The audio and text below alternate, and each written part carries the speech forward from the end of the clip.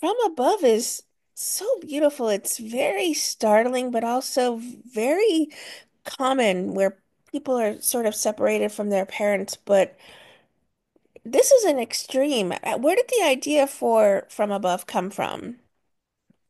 Well, we used to live right across a supermarket where there was a man standing there every day with he was kind of like I think a homeless figure in a way. He was a human being, and he nobody actually knew where he is living and sleeping. And then I one day thought that what if you look at things from above? If you look at things from a distance and see the bigger picture, what if he actually has a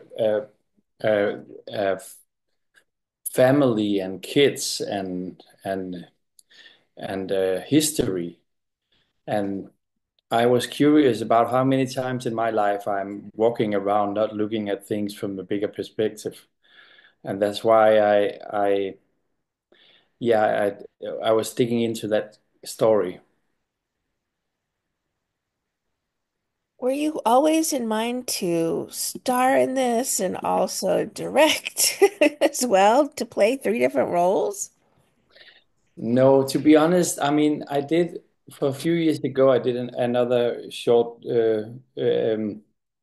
movie, and it was shortlisted for the Oscar, and we didn't get nominated. And then I was told that it was very important for me to start a new story up, and then I found this story, and I have always been, I have always, as an actor, wanted to cut my hair off in a scene because I think that transformation is so big.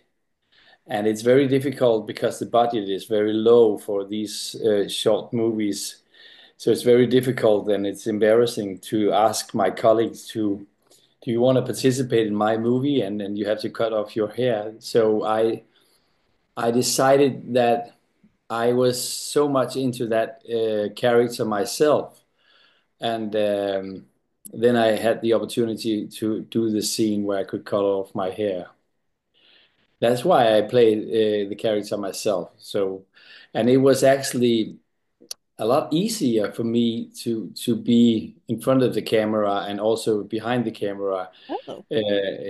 I thought it would be difficult, but it was in a way easy. And sometimes I had to say to go to the monitor and take a replay and see what we have done. But most of the time it works, and I have a wonderful first AD that could also secure me that things was in the right way. Emily does a beautiful job as Viola. How involved were you when it came to casting the film? 100%. I mean, I mean, I that young Viola, the 12-year-old, it was actually my producer that have been working with her in another movie, and she said you have to try her. And it the other thing, the other project she did was kind of like a comedy thing, and I told her that there would be a scene where she should actually be, I mean, voyeur or watching a fight in a way, um, and her mother said she can do that, and she was like, yeah, we can try, I can do that, and I it's more or less a one take where I just go with the flow and what you feel it feel, I mean, express what you feel when you see people, adult people, fight. And the old one, the old Viola is upcoming very good actress in Denmark, and yeah, I was just lucky to that she wanted to participate. Talking about that scene where you were cutting her hair earlier, was that maybe the most challenging for you to film and direct at the same time? Or was there something else that surprised you maybe that was challenging during this filming? Well, of course you only have one shot because most of the hair is my own, but we added some hair in my in my beard and my head, so it was longer. But I to get the right impression, you had to have cut your own hair. So there was only one shot. So we prepared for more, yeah, few hours, and then we were like, okay, now we're doing it. And the worst thing was actually I was afraid that you could see the camera in the mirror. So we really had to rehearse that part because that would be such a shame if you have cut off your hair and you could see the camera in the mirror. But and then we just went there. We just did a run through, and we cut the hair, and we sometimes stops, and we changed the camera angle, and then we cut another piece, and it was a quite exciting night actually. It was crazy, as I said earlier, I always wanted to play a scene where I should cut off my hair, and it delivered what I hope. It was exceptionally poignant, and just watching you smiling in the mirror as it all comes away. It's just, this transformative moment where you feel so much for Morton at that moment. You're happy for him, and you know, getting a new perspective on his life, and sort of becoming this new person. It's beautiful. Are there any plans, maybe, or thoughts of bringing this from short film to feature film? Yeah, yeah, in a way, I mean, not to take that story and change it to a feature film, but I'm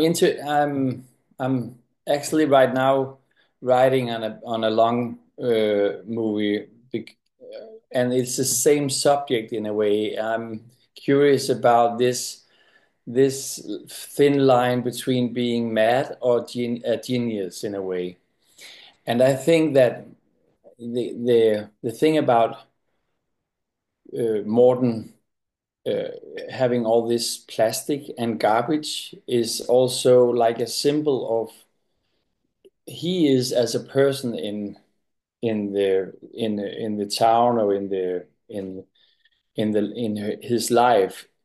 People look at him as his garbage, but you can use garbage to do a nice portrait of your daughter. And if you look at it from above, it's not garbage. It's actually a valuable piece of art. And I'm interested in sometimes do stories about that kind of persons that they can contain a big piece of art inside, but they people look at them in another perspective.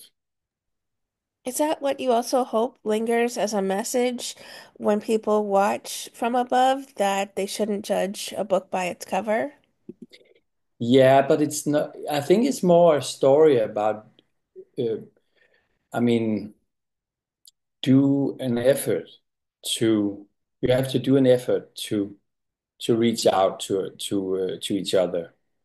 And I mean, the scene where he meets his daughter for the first time in many years is actually where her boyfriend is peeing him in his face. I mean, as he was a piece of shit. And I think that moment where they have this eye contact is a very important thing. And then he actually go into the background and he go into look at pictures and decide to now I have to do an effort to reach out.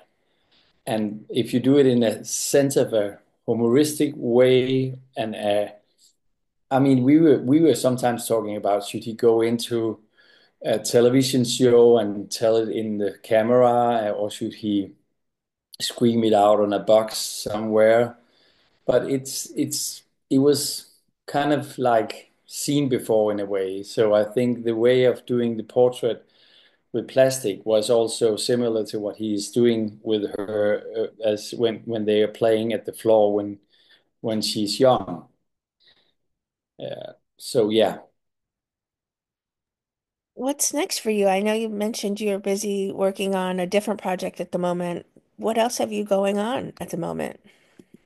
Well, I'm very close to wrap a movie, a big historical movie as an actor, and then it's Christmas, and after in the next year, I'm doing another movie as an actor because most of the time I'm an actor, but I I like to work on this big feature film project on the side, and hopefully we'll get money, and then we can hopefully shoot it not maybe next year, but in the beginning of 2026. Hopefully,